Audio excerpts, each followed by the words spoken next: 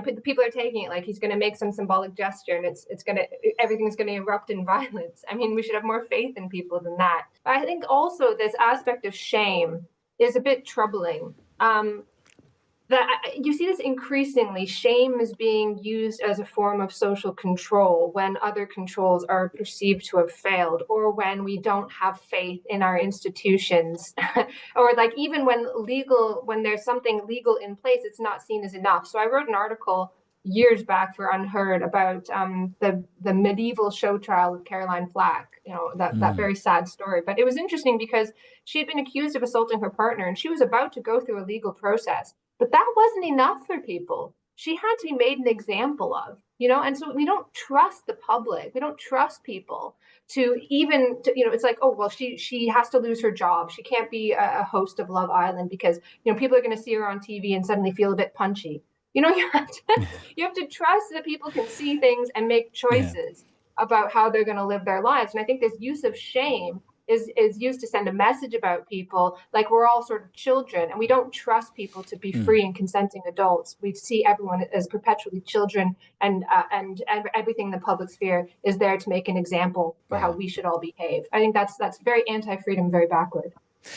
How much can the president actually use his influence to help create some political harmony? Yeah, it's a quick visit. Blink and you'll miss it.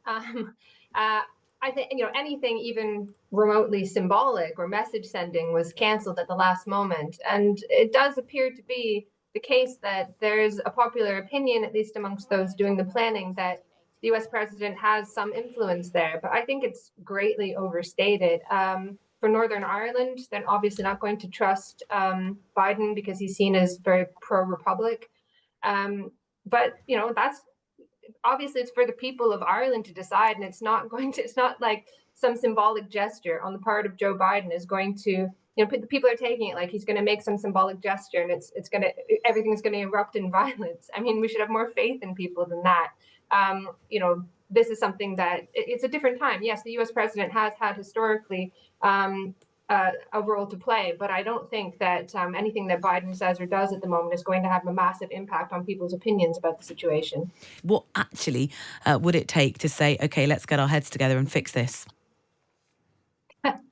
Oh gosh, I'm not entirely sure. I suppose it's going to have to be a serious democratic debate that we can't really shy away from, and I think that's part of the issue. That anytime there's any debate about this, it erupts in all this fear, but it can't be avoided, and people have got to hash it out for themselves. Sort of local government, we're most likely to come up against when our bin isn't collected when we want, when there is litter on the street, when there's something happening in our local community. So it's quite surprising that people still put so much trust in what they can see affecting them locally, even when it sort of goes bad, as it has been in many local areas recently because of funding pressures. And yet have this huge level of distrust, it seems, in national government.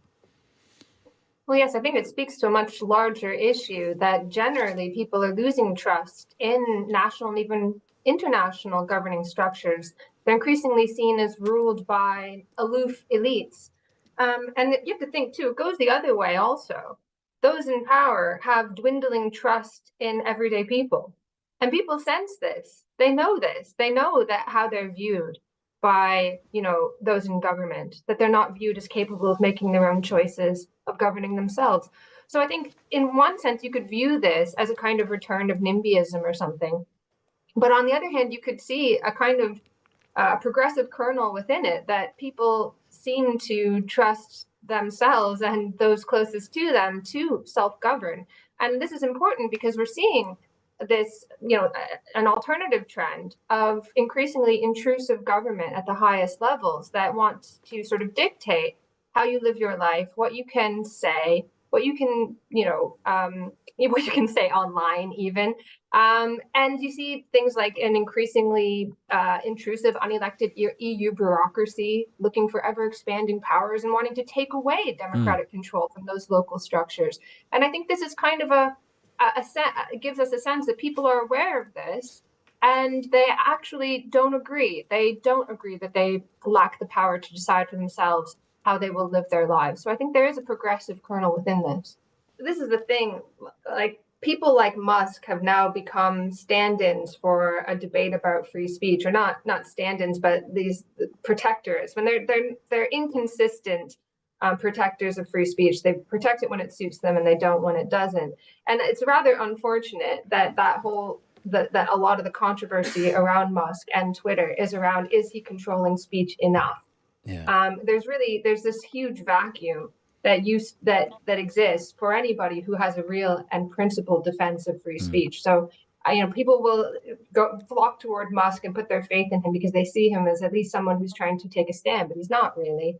And I think that's rather unfortunate that was like one of the big questions: are you controlling speech enough? And you have to think too, what's being called hate speech is incredibly nebulous and impossible to pin down, and impossible to pin down, even in the, I read here, 1,436 minutes of that interview.